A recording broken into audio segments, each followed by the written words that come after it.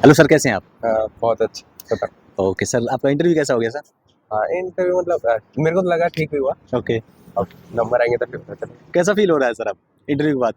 अच्छा तो फील होता ही है, मतलब पूरे ईयर का हार्ड जी। वर्क किया है, उसके या बाद इंटरव्यू देने के बिल्कुल। बाद थोड़ा ब्रेक मिलता है इसलिए। हर किसी की ख्वाहिश तमन्ना होती है हाँ, कि यहाँ दौर पर हाथ पहुंचा जाए, हाँ, वही। है ना? हाँ, तो सर आपका मीडियम एंड ऑप्शनल और कौन सा अटेम्प्ट रहा आपका ये? मेरा मीडियम इंग्लिश है, ऑप्शनल इलेक्ट्रिकल इंजीनियरिंग है। मेरा सेकंड अटेम्प्ट था। फर्स्ट अटेम्प्ट में पिछले साल IRS कस्टम्स अलॉट हुआ था मुझको। ओके, तो ऑलरेडी आप सेलेक्टेड हैं। हाँ, ओके, तो उसके लिए सर बहुत बहुत शुभकामनाएं, बहुत बहुत बधाई आपको। एंड सर आपके बोर्ड में कौन से सर का बोर्ड था आपका? हाँ, सर शुक्ला सर ना? ओके। एंड सर किस तरह के सवाल थे, कहाँ से स्टार्टिंग करी थी उन्होंने? आपका जो इंटरव्यू था वो डेफ बेस्ड रहा या फिर करेंट बेस्ड एंड या फिर ऑप्शनल बेस्ड रहा? किस तरह के सवाल पूछे गए थे? सारे थे मतलब मेरा इलेक्ट्रिकल इंजीनियरिंग बैकग्राउंड से भी पूछे थे उन्होंने मुझसे सवाल। Okay okay. और मतलब करंट अफेयर से भी पूछे थे मुझसे सवाल। UCC उत्तराखंड वाला रिसेंटली जो लॉ था उससे भी। तो मतलब सारा मिक्स था। इन जनरल सर्विस रिलेटेड ऐसे नॉर्मल एथिकल वाले सवाल वो सब भी पूछे थे। सर्विस रिलेटेड सर किस तरह के सवाल थे, कुछ आ, बता सकते? मतलब IRS से रिलेटेड मुझसे पूछे थे कि डोमेस्टिक टैरिफ एरिया क्या होता है, GST related law okay related okay सवाल पूछे थे। ओके। तो अच्छा, इस तरह के सवाल थे। हम्म, एंड सर अगर हम बात करें, क्या आपकी हॉबीज वगैरह से कोई सवाल था?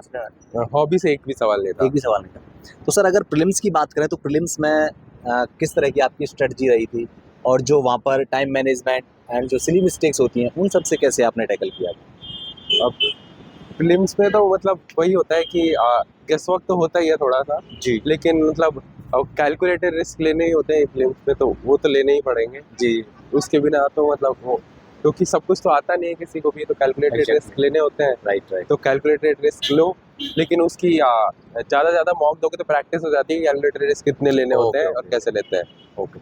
तो सर कितना मॉक देने चाहिए वैसे? अब डिपेंड करता है पर्सन बाय पर्सन। अगर आप ये ट्रिक 10 टेस्ट में सीख सकते हो तो वो दे समझ लो। में आ जाती है तो? अगर 40 टेस्ट में भी समझ में आती है तो वो दे लो। ओके। मैंने तो काफ़ी सारे दिए थे, अच्छा। बहुत सारे।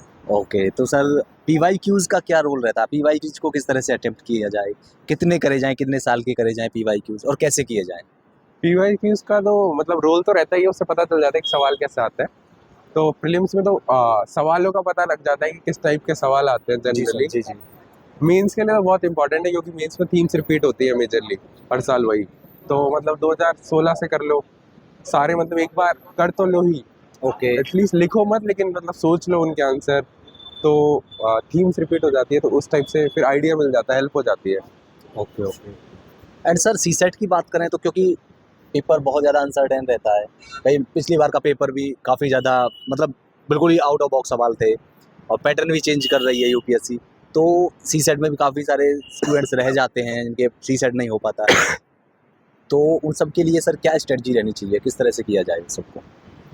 CSAT में मेरे को तो पर्सनली ज़्यादा दिक्कत आई थी, क्योंकि मेरा इंजीनियरिंग बैकग्राउंड है थोड़ा, जी तो जी जी वहाँ जी से हेल्प हो गई थी मेरे को। जी जी जी। लेकिन मतलब जिसका इंजीनियरिंग बैकग्राउंड नहीं है, नहीं है, जो नॉन इंजीनियरिंग तो बैकग्राउंड है उनके लिए तो मतलब करने पड़ेंगे वो। इस साल तो जैसे परम्यूटेशन एंड कॉम्बिनेशन एक टॉपिक होता है जी जी जी। जो इंजीनियरिंग काफ़ी में सारा आता है। पूछा जाता है ना? वो बहुत पूछा है इन्होंने हाँ इस साल हाँ। तो। मतलब ES के लिए ES के लिए जो CSAT होता है ना, जी जी। उसकी एक बुक आती है, तो वो कर सकते हो। ओके। एंड सर मेंस के लिए आपका ऑप्शनल क्या बताया था आपने? Electrical engineering. Electrical engineering.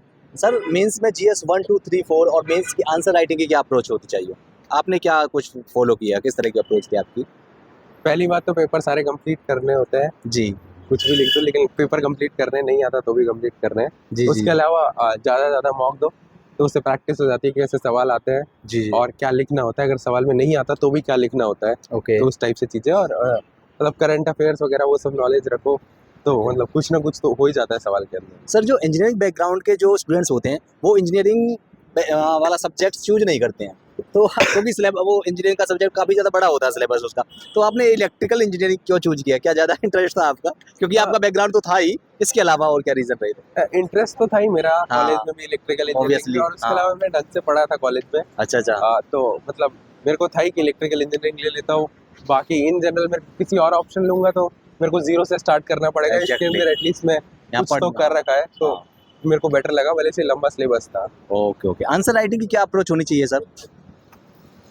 Answer writing के लिए तो वही point format, point format. Point form मेरे को तो वही सूट करता था, क्योंकि मतलब मैं ज़्यादा नहीं लिख पाता, मेरी स्पीड इतनी फास्ट भी नहीं है, तो मैं पॉइंट फॉर्मेट में जल्दी जल्दी सेम चीज़ें लिख पाता हूँ, ताकि मतलब वही सेम चीज़ जो मैं ऐसे डिटेल में लिखूँ, और ज़्यादा डिटेल में कोई पॉइंट एक्सप्लेन मत करो, जी। मतलब पॉइंट लिखो, पॉइंट समझ में आ ओके, जाना ओके, चाहिए ओके। बस इतना। अच्छा। सर क्या राइटिंग भी कोई रोल प्ले करती है कि राइटिंग अच्छी होनी चाहिए, नहीं सुंदर होनी चाहिए, बहुत से सजा के नहीं, लिख नहीं, कोई फर्क नहीं okay, okay. And sir interview में किस तरह के सवाल आपके जो इंटरव्यू में जो सवाल पूछे गए थे, उनसे पहले थोड़ी बहुत नर्वसनेस थी आपको या सॉरी-वॉरी बोलना पड़ा आपको किसी सब्जेक्ट में? नर्वसनेस तो मतलब किसी होती सवाल है, पर? अच्छा। नर्वसनेस तो होती है, और नहीं आएंगे सवाल तो सॉरी तो बोलना ही पड़ता है कि sorry sir, I am not aware about it. तो सर जो 2024 के जो बच्चे हैं जो तैयारी कर रहे हैं एग्ज़ाम देना चाह रहे हैं उनको क्या कहेंगे आप? क्या मैसेज देना चाहेंगे?